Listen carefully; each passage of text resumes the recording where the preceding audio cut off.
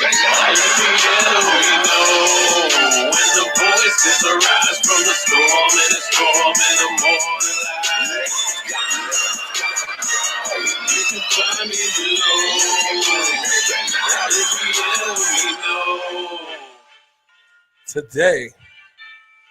is September 19th, 2018. My name is Hollywood J. Black, and this is the Ovatyme Sports Show. Welcome to the show, everybody. A wonderful late Wednesday night. Hump Day was in full effect. I hope everybody got their humping on like they wanted to. If not, it's okay. You have the weekend to catch up. But if not, it's okay. You're here with me. You're riding with me tonight. So we good, right? Salute. So anyways, this is your boy James, a.k.a. Hollywood J. Black. I just said that before. And I say it again. And I keep saying it. And welcome to the show. It's a beautiful day. It was a good day today. Actually, a good couple days, right? In sports, we had a lot of interesting-ish pop-off, right? We had a man by the name of Antonio Brown throw a little bit of a temper tantrum. There we go. Hold on, we got to fix the camera. There we go. So we had Antonio Brown do a little bit of a temper tantrum, sitting there. He was angry. And I got to talk about this for a second. Let's start this out. So I have Facebook. I have Twitter. I have Instagram. I have all the social media outlets that one man can probably need or not need, right?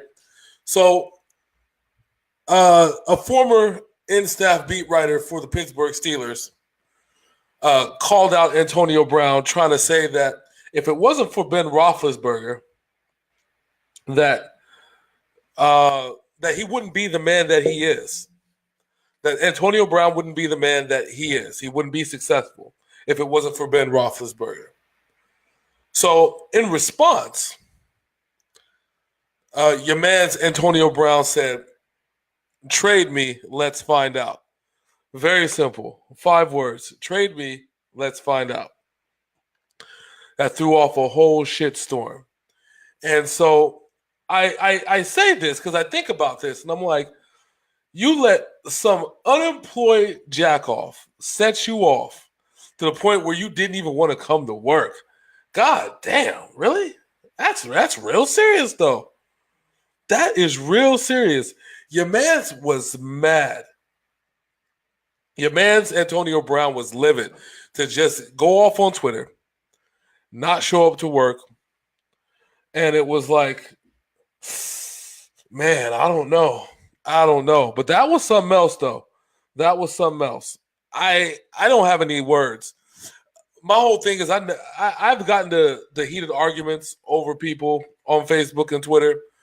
But never something that has ever cost me my job or never made me want to go to work. But I can understand where Antonio Brown's coming from because, the big question is that we had Hines Ward, yeah. Steelers had Hines Ward and Antoine Randall, but none of those two have ever put up the kind of stats that Antonio Brown has. And in my opinion, that Antonio Brown became a way better quarterback because of it. Ben Roethlisberger became a way better quarterback because of Antonio Brown, because he had those weapons. Do you think that with a weaker wide receiver and running back duel, do you think that Ben Roethlisberger would have been as successful? I don't think so. Yes, he won his Super Bowl playing like shit with Jerome Bettis. Then he won a Super Bowl where the Cardinals were robbed. Let's start there. The Cardinals were robbed. So don't go to me about if Ben Roethlisberger's been good or not. Ever since, what have they done? What have the Steelers done? Yeah, they won some division titles, but have they been close to the Super Bowl? No, not really. The Ravens have been closer to the Super Bowl than the Steelers have over the past few years. The Steelers, remember, they took that first-round exit or second-round exit, the surprise game that happened against Jacksonville because they didn't take Jacksonville seriously. So don't go to me about preaching about whether Antonio Brown was good enough. I've obviously seen that is actually the case. So to Mr. Beat Writer for Pittsburgh, you need to get your head out of your ass because you're going to fuck around and fuck up this team. Not like it ain't fucked up already. And I'm not even a Steelers fan. I'm not even about the shit like that. But your motherfucking ass about to fuck up shit for everybody. So you can go kick rocks, homeboy. Antonio Brown, you better get your ass back to work. And that's really all I got to say about that. We are now in week 3. Speaking of, since we're on the Steelers saga, we are now in week 3 of Le'Veon Bell watch, ladies and gentlemen. Week 3. Jimenez has not shown up to work. He continues to hold out. He is saying that he is not going to play until he's either paid or traded. And that's simply what it comes down to. At this point, I laugh because the Steelers are 0-2. Actually, no, I'm sorry. They're 0-1-1. Excuse me, because they have a fucking tie. They're 0-1-1. They don't have a win on the season. The Bengals are 2-0 ahead in their division. I mean, who think the Bengals are going to really do something? I don't know. But remember, if the Bengals stay healthy, they're actually a dangerous team. They'll just end up sucking up a playoff spot because, they'll get in the playoffs and not win fucking shit. The Ravens were one and done team. They beat the Bills, but got their asses handed to them just a few days ago. Who's really looking good? I'm telling you, I'm still back on my shit that the Browns are poised to win the division. Y'all gonna laugh at me. Y'all and everybody's like, oh, I don't think that's gonna be the case. But I'm telling you, that is actually the case. I seriously think that the Browns are gonna win this fucking division. And whether you believe me or not, that's not my fucking problem. But I'm real fucking serious about that shit. Give me a second here. Back on my shit that the Browns. Hold on, gotta turn it down. I gotta share because somebody wants to watch the video. Well, Miss Kathy, hold on, wait a minute now. Wait a minute. What's good, Miss Kathy? How you doing? Welcome to the Ovatyme Sports Show. I appreciate you watching. It's been a long time. I ain't seen you in a minute. What's good, Mr. Toby? How you doing? It's so good to see y'all on the show. We appreciate it. Much love, much love. Everybody wants to know what I do on my nights. This is it with Monday, Wednesday, Friday. Normally I got my boy Big Sin with me, but of course he is busy as usual. But it's okay. We won't hold it against him. Not yet, anyway. Hold on. Let me get this sent out to my mans real quick because I know they wanted to watch the show. Give me a second here. Paste, send. There we go. There we go. All right. So now we back. I'm good. Glad Miss Kathy. That's my girl, Miss Kathy. She's we used to work together in H&R Block. Wonderful, wonderful lady. And I'm glad she's doing fantastic. She's finally retired, finally getting a chance to enjoy life like life should be enjoyed. I can only hope that when I retire that I can enjoy life and not be doing these shows unless I'm getting paid by ESPN. Hint, hint, nudge, nudge, wink, wink, right? So, Mr. Toby, I'm glad you're here. I hope it's all good in the hood. Appreciate you, sir, as always. So Le'Veon Bell watch. That's what I was on, right? Le'Veon Bell watch. It's going down with Le'Veon Bell. I don't know what the hell is going on. I think it's the funniest shit ever, and I'm glad that the Pittsburgh Steelers are getting it stuck to them because they are just not doing what they're supposed to be doing. They need to be taking care of their people. And I said this in the NFL preview a few weeks back. I said that this was going to be it. I said this was going to be the point that the Steelers are going to break down. And what happens, I don't know. I don't know what's going to happen. But if the Steelers don't get their shit together, then this is going to be a long season and probably the end of Mike Tomlin's tenure in Pittsburgh. I know it's a good call, but this is literally a what have you done for me lately season. A what have you done for me lately career as a coach? Because literally, what have you done for them lately? Mike Tomlin has not got close to the AFC Championship in so long. Nobody's threatened by them anymore. Nobody fears the Pittsburgh Steelers. And without no Le'Veon Bell and Antonio Brown out of his head, it's going to be rough. It's going to be rough.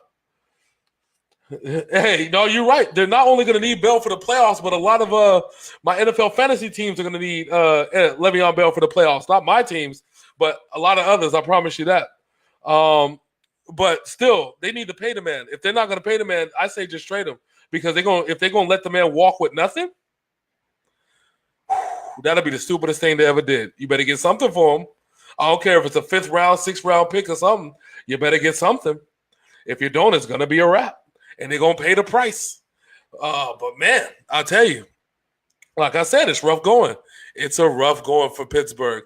Oh, the also word out of Green Bay land over there, Aaron Rodgers stated that he doesn't know that if he's going to last a full season if he doesn't heal his knee. I don't know if anybody knows this, but he sprained his knee in the first game of this season, which led to that huge comeback and everything else with Aaron Rodgers. Incredible game. But he didn't look really like himself in the game against the Vikings this past week. I really think that he needs to rest. He needs to find something. They can't trust Deshaun Kaiser out there. That's for damn sure. They can't. There's no way. You've already seen what Kaiser can do against that. That Bears defense. He almost died. He did. He almost fucking died. And they don't have any other viable backups. But there's this guy who's a scrambling quarterback that wears the number 7 that used to play for San Francisco that just might get things done. Who could it be? Oh, well, I guess it flees my mind, so it's all good. Actually, since we look at that season, he should sit out at least 4 games at least, probably 4 to 6. But Aaron Rodgers got paid this big money, and they're going to sit him now? What kind of slap in the face would that be to the Green Bay organization? I mean, as a player, he needs to protect himself. But this is like the Gronkowski situation all over again, where the man gets paid and sits his ass on the bench. Everybody knows who I'm talking about. They got their hands on their face with the last. They know who I'm talking about. If there was just some guy, but he needs to sit. He does need to rest. If they don't rest him, they need Deshaun Kaiser. They put themselves in a bad position. Green Bay could have really had Brett Huntley doing his thing, but Kaiser balled in the preseason, but he's not balling so good in the playoffs. I mean, not the playoffs, in the regular season. It's going to be a rough, long season. On top of that, we have hold on, wait. Give me a second here, because I did have a list of what we had going down here. Oh, yes. So we had some really interesting things that happened with what's his name?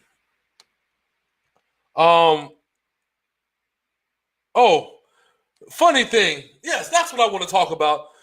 The freaking Raiders. How stupid can you be? Now, I'm from the Bay Area, but I represent the Niners all fucking day long, 24/7, 365. I will give the Raiders maybe a dap or a high five for good luck, you know what I'm saying? Because they're from the Bay, right? But how stupid can you be? John Gruden is paying the price for letting go of Khalil Mack. Khalil Mack is single-handedly probably going to win and be the first defensive player in a long time to win MVP. He has literally turned the Chicago Bear defense around single-handedly. He's made them an absolute threat. And John Gruden is sitting there in an interview,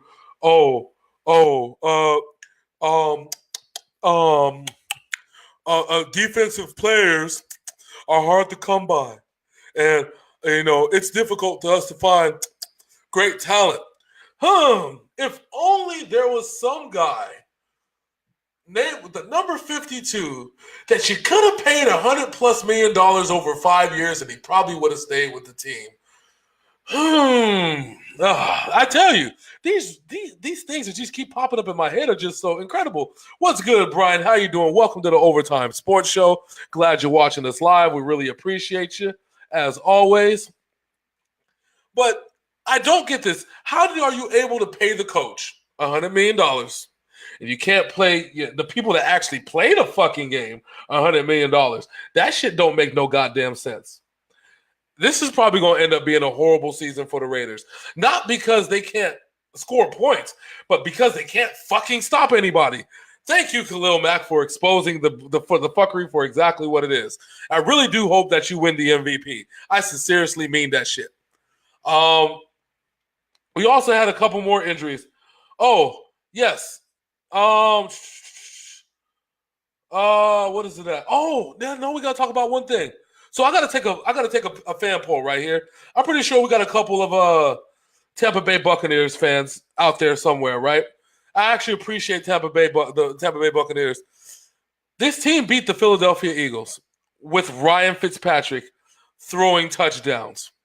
So the big question that I have is that week 5 is coming up real fucking fast.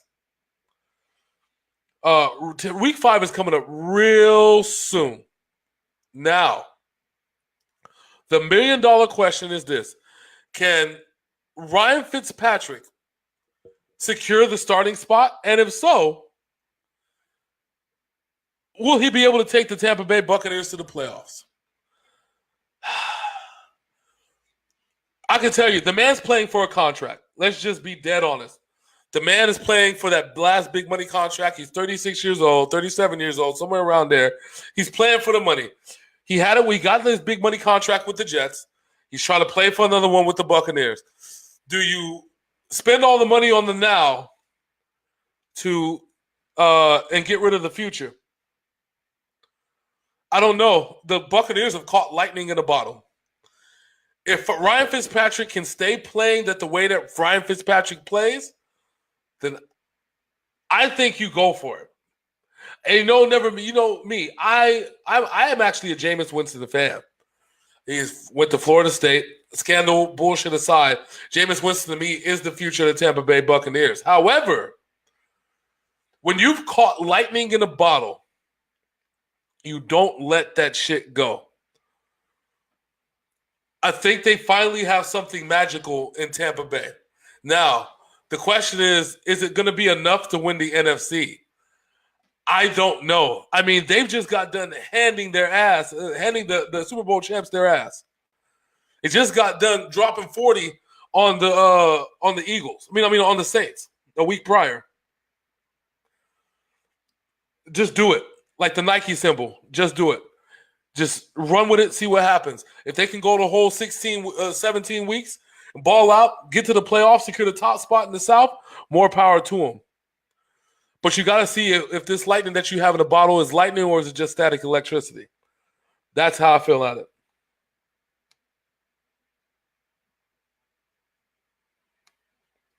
Now, well, and I understand now. So we talk about the Mac shit. So my girl Tiffany says he wanted Gruden more than Mac, which is stupid. It is super fucking stupid. It's idiocy at its finest. I don't understand. Like I said, you never ever pay the coach more than the people who actually play the game. The reason why you pay these people is not because of talent. Not people. You don't pay coaches because of talent. You pay coaches to coach, players play, right? That's how I've always believed. When I played football in high school, coaches coach, players play. You got to make sure the players are taken care of at any cost. Any fucking cost. Mr. Bryan says if you have the right offensive line covering Fitz and puts the ball into the right hands and focus on the midfield game, then he has a good chance. Well, we've seen that. And I think that the coach of the Bucs, he was a bit of an offensive-minded coach. He was actually – so it's funny because, remember, they chose to fire Lovie Smith and keep this coach because they wanted to make sure that they had the offense that was in place for years to come. Now, last year was bad because Winston was banged up. Mike Evans was banged up. Vincent Jackson was banged up. But now everybody's healthy. And you got to ask yourself, the offense is working, right? Jameis Winston balled hard, and they were actually, with Jameis Winston in the game, they were actually beating people by wider margins in the preseason than they were actually in the playoffs. In the regular season, I'm sorry. So that's a big question that we got to talk about. Like I said, you caught lightning in a bottle. You know what you have in Ryan Fitzpatrick. Do you just run with it? Or do you bring back in Jameis Winston because he's earned that spot? Like I said, they've caught lightning in a bottle. I say run with Ryan Fitzpatrick until you find out exactly what that lightning is. Now, there's a couple more little smaller injuries. I'll go into detail. We got Joe Mixon. He's out for a couple weeks. I know that Tiffany's all pissed off about that one because Joe Mixon was her dude, was her running back. Sorry. What else we got? Oh, yes. So now let's get into some NBA news. Now, it's rare that we actually get some NBA news going on. The big news out in NBA land is that they were looking to trade Jimmy Butler. Jimmy Butler says, no, I don't want to play with LeBron James. But he is seeking a trade from the Wolves. I don't know why, but he is seeking a trade. So the trade that may have been on point for them was, they said, what did they say? So it would have been Jimmy Butler to the Clippers. That's the trade that they're discussing right now. What would happen is that it looks to be a three-way trade between Phoenix, Minnesota, and the Clippers. Now Jimmy Butler is going to go to the Clippers. Patrick Beverley is going to go to Phoenix, and then Minnesota is supposed to get a bunch of shit. I don't know what a bunch of shit is, but I mean, if it's got to be a box, it could be anything. He could be Jimmy Butler. Who fucking knows? It's just real shit, though. I mean, I don't know what the fuck who's gonna end up with what, but if that's the way the case, look out for some interesting things go on with the next couple days. Definitely will have breaking news if it goes down. Poor Tiffany, she's over here crying. I'm sorry, Tiff. I'm sorry that your team sucks. It doesn't suck, though. She actually got a real good players. The problem is she's had a lot of fucking injuries. That's it. And that's the fucked up shit with fantasy football. 2 or 3 injuries can derail your whole entire season. I had a friend named Kimberly McDonald, God rest her soul. Such a wonderful person. She had her fantasy team. Her and her husband used to play fantasy. And in one season that we played, her whole shit was derailed with injuries. And she wasn't really proactive in it because she was battling, cancer and stuff. And we lost her to cancer, and which does suck. And I'm really sad about it. I think about her every single day. She's an amazing person, especially when I see that she's a Dallas Cowboys fan. So the first 2 things when I see a Dallas Cowboys shirt is, God, they fucking suck. And I think about my homegirl, Tiffany. Not Tiffany, Kimberly. Sorry, excuse me. She was a good family friend. So true story with that real quick. I know that I'm going off on a tangent. So when my daughter was born, she sent my daughter, she bought my daughter a present for her birth. And that was the last time we heard from her. Once we got that, and that's when she passed away. So the message is that I guess the message would be that you never know what's going to happen. So appreciate the people that are around you. But yeah, so that's going to be some big, big things. Also, the other big thing out of the NBA land is that LeBron James announces the sequel to Space Camp. Space Jam. This is Space Camp. He announces the sequel to Space Jam. It is real. Space Jam 2 is real with LeBron James. Are you going to go see it? I don't know. I don't know if I want to go see it or not. But I heard that the same director for Black Panther, Ryan Coogler, is going to be the director for the sequel. So it should be fucking interesting. I think it's going to be real good. All jokes aside, I think it's going to be real good. Oh, also, finally, I don't know if anybody was hyped up to the news, but sometime last year, there was a probe involving Mark Cuban, involving sexual harassment during the entire start of the Me Too movement. Come to find out, the revelations have came out. It's so much to list and talk about, but I really, really suggest you go and really go take a look at the whole entire list of all the things that the probe had found out. It was to the point where Mark Cuban decided he wanted to donate $10 million to victims that happened. So he said, "I don't think so." He says, "I don't think so." He says, "Uncle Drew's better." Uncle Drew was a really good movie, and I saw it on bootleg, and I'm going to actually buy it. I swear to God, I'm going to buy it because I think that we need to support black actors and black movies. But anyways, go see it.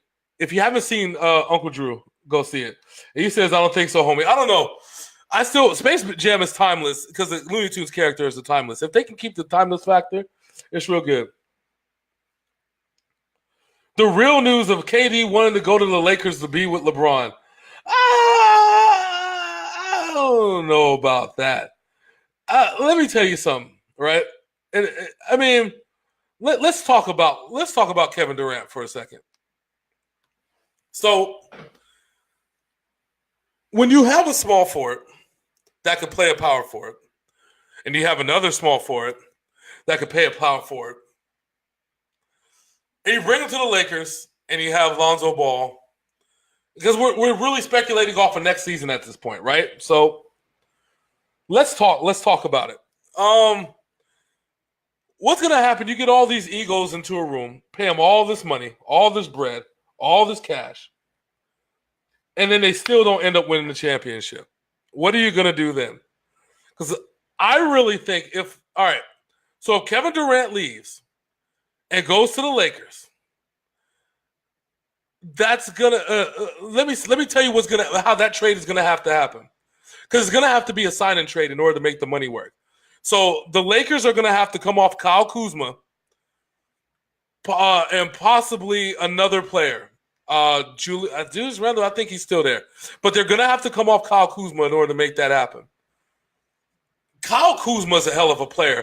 I don't think they want to get rid of Kyle Kuzma. He's literally the future. And you only have LeBron for 4 more years, right? At that point, be 3 more years. So I just wouldn't do it from that perspective. All right, so let's talk about this. Let's talk about this for a second.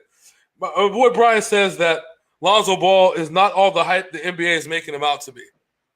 All right, so Lonzo Ball in the NBA is putting up better stats than he was in college. Now, he's not flashy. He's not going to get you 20 points a night.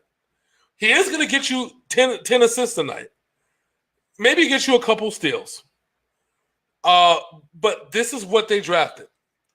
You have to look at it from the perspective a perspective like this. Jason Kidd, when he was drafted, put up the same stats as Lonzo Ball. I know that this is going to sound fucked up, but that's literally it. In the first 3 seasons, he put up the same exact stats. Now,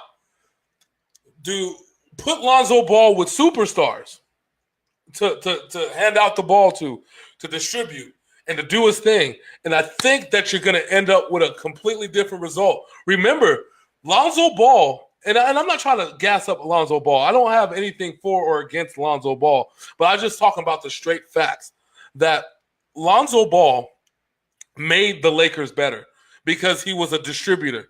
He put up Jason Kidd stats, and nobody's disputing whether Jason Kidd is a Hall of Famer or not because he's going to the Hall of Fame. If he can consistently put up the same stats, if he divvies up his assist numbers and finds a way to work on the shot, and even find a way like Jason Kidd to work on that 3-point shot, Lonzo Ball is going to be dangerous. I mean, he's no Donovan Mitchell. We know that, right? But the thing with a Donovan Mitchell is a Donovan Mitchell is going to have the same type of career as a Dominique Wilkins. He's going to have the numbers. He's going to have the flashy dunks and the highlights and everything else. But he will never be an NBA champion. That's what that comes down to. Think about all the hype rookie. Well, no, and that will I agree with, Toby. He will be way better off without his dad's bullshit. Now, but and the flip side of that, the flip side of that is that his dad has provided more promo for Lonzo Ball than anybody that has. I mean, yes, being in the Lakers, you get your promo. Yeah, you get that, right? But his dad has provided more free promo and more free press for Lonzo than any media outlet could ever do, which I find impressive. And shit, I mean, that's his dad helping out his son at the end of the day, and you can't really get mad at that. But his dad is stupid for some of the shit that he does, but you can't really get mad at a dad loving his son. And Jason Kidd was Hall of Fame bound back in '98. I can't argue with that either. But remember, Jason Kidd was drafted in 1994. That's where the kicker comes in. So now you got to give this man time to develop. Now, if Lonzo Ball doesn't do his thing by the time his contract ends in 2 years, then yes, cut ties with him, be done. Let's get another point guard. Remember, Chris Paul is going to be another free agent in 2 more years. But I think that, again, if Lonzo Ball finds a way to work on a three-point shot, he'd be dangerous from the line because he can control the offense, and if you let him open, he's going to shoot. That's going to be crazy. And yeah, and look at what he did for his brothers. And you look at the same thing, though, too, because let's look at the talent. All right, so LaMelo is the younger one, and then the other one that just sucks ass. Yo.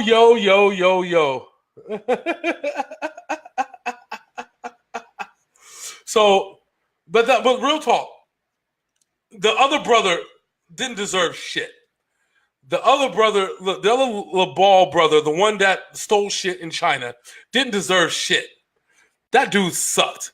The dude was garbage. That man shouldn't have been allowed to do anything on a basketball court. That man was trash. Now, probably he'd be good somewhere else. Maybe. I don't know. He should have been in LA developing. But the real shit, the man is trash. So this man got his 2 sons big ass China contracts, Thailand contract, wherever damn he got them damn contracts by promo. He got a real shit. He got them contracts by promo. So when you look at it from that perspective, now you can be like, holy shit, LeVar Ball is a promo machine. Imagine LeVar Ball is your agent. He'd be like the Black Drew Rosenhaus, bro. I'm telling you. It'd be so fucking ridiculous. Brian says, tell him his girl to stop saying, yo. He's hyped. I think my boy Brian over there hyped. Yeah, pushing the broom. That's it. And that's about as good as, but that's about as good as the Ball brother was. LaMelo was the only talent on there. LiAngelo's the trash. And somehow, the dude got him paid. He got him millions of dollars. Let's just keep it 100. He got him millions and millions of dollars for being trash. Everybody's like, oh, you put up 30 a game, but yeah, he took like 80 shots. Real shit. Look up the stats. Look up his China stats. Yeah, he shot 50% from the field after shooting 80 shots. Nigga went like 40 for 80 or some shit, or like 20 to 80, some shit, some dumb shit. I hope that man never ends up in a thing. Show me the money. That's right. All right, so now I was going to talk, Major League Baseball was on deck. So we got 2 weeks into the season, right? That's what I got to talk about. So we got 2 weeks into the season. 2 weeks left. Major League Baseball is looking good. We have our second team number 2, that finally secured their spot into the playoffs. And that team is the Cleveland fucking Indians. I'll tell you. If there's any team that has been begging for ever more opportunity of beating the World Series again, it's the Cleveland fucking Indians. The Cleveland fucking Indians. With an 85-66 record. So now the East has 2 playoff spots secured, and it's to the point where the Cleveland Indians have won the AL Central. So their spot is secured. They're done. I mean, they can suck the rest of the way and they'll be fine. But now we have the Yankees, the Astros, the Athletics. I can't even say the Yankees. Well, the Yankees I think they have 2 or 3 more games. They can win 2 or 3 more games, and Tampa Bay loses 2 or 3 more games. Yankees are in, which then leaves the Astros, the A's, and the Mariners all fighting for a spot. And they've been fighting for this spot all season. So I don't know what the hell is going to go on. But this is looking good. I mean, who knows? In a perfect world, the Astros might not even make the playoffs. Playoffs? Shit, exactly, playoffs. Oh, man. Oh, no, trust me. Hold on, wait a minute. You glad you read my mind because I have just a brief NHL thing to talk about. Glad you read my mind. Let me finish up the MLB first. There we go. It says Major League Part 1 and Part 2 both times. I'm telling you. So now we got the National League where everything's still up in the air.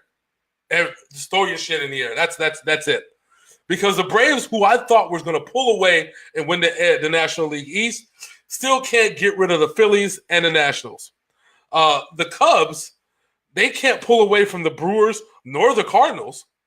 And the Dodgers, who I thought was going to still run away with this shit, after coming up behind Arizona and Colorado, just leapfrogging them, they still can't shake off Colorado. And we got 2 weeks left. This shit is hype. I have not been more hype for Major League Baseball, for the National League anyway, because the shit's really coming down to the wire. It's literally going to come down to the last week, probably even the last set of games. Who's going to determine who gets into the playoffs. So if you have a team, I said my boy Toby, he's got the Cubs. My man Brian, if I remember correctly, sir, well, actually, your brother was a Cubby fan. Are you still a Cubby fan? Yep, Cubby fan all the way. There we go. That's what I was looking for. Cubs all the way. He's looking for the Cubs to go all the way. So I'm hoping that they slide and make it in. The National League, I don't think you can have a National League World Championship Series without the Cubs, especially these recent Cubs. They've been playing really good fucking baseball. I can't even argue with that. Like, they better get in. They just got to shake off these Brewers and these Cardinals, man. They just not getting rid of them. Oh, man. All right, so the NHL preseason is underway. It got popped off on Saturday. I couldn't report on it because on Monday I reported about the NFL. So, Monday is always my NFL breakdown at night. So the NHL preseason is in full effect, which means it's all about them Las Vegas fucking Golden Knights. You goddamn right, motherfuckers. Woo, shit. I'm telling you, I'm still salty about how the last season ended, but it's okay because we just signed another player. Hold on, I gotta pull up.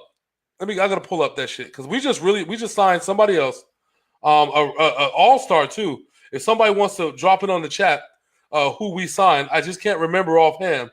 But I remember seeing this name, and I said, "Shit, that this man won me a lot of money in fantasy last year." I got to get him popping. Hold on, let me see. See, Marshall Salt and Carlson has already been there. I can't remember who it was. I just have to remember. Oh, Pecorietti. That's his name. Pecorietti, if I can remember. That's right. Max Pecorietti. That's right. Golden fucking Knights all day if you didn't fucking know. Now you know. So, yeah, that's right. Pecorietti from Canadians. That's right. They signed him. So, the Knights have they have their core together, and they got better. I fully expect the Golden Knights to keep playing it the way that they're playing because the way that they play is you can't counter it. There's not a good counter to play. Now, the Washington Capitals had a way because they had the manpower to do so. Only team that had the manpower to do it. But you see what the Golden Knights did with the rest of the NHL. I fully expect them to do it again. Not necessarily run the entire table, but I guarantee you will be the number 1 or number 2 seed throughout the entire thing. I promise you that. I'm so hyped about it. So that means I will dedicate my Wednesdays once the season starts to covering NHL and NBA because that'll be running around the same time. So my Mondays will be cover NFL. My Wednesdays are going to cover NHL and NBA. My Fridays is going to cover news and whatever the fuck I feel like talking about. Yep, that's what I'm saying. Max Pecorietti. So we are good on that.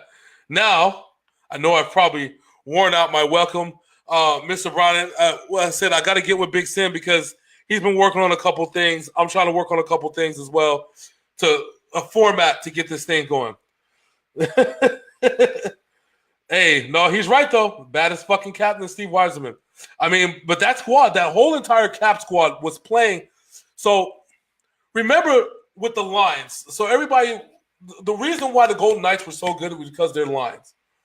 This was because of the way that their lines work. So by average, the Golden Knights' third line and their fourth line was better than the other team's third line and fourth line. They've got high quality players sitting on the bench coming in, fresh. So while you're sitting there getting your ass kicked and you're trying to keep up, here comes a fresh third or fourth line that's just coming in and stomping the shit out of you.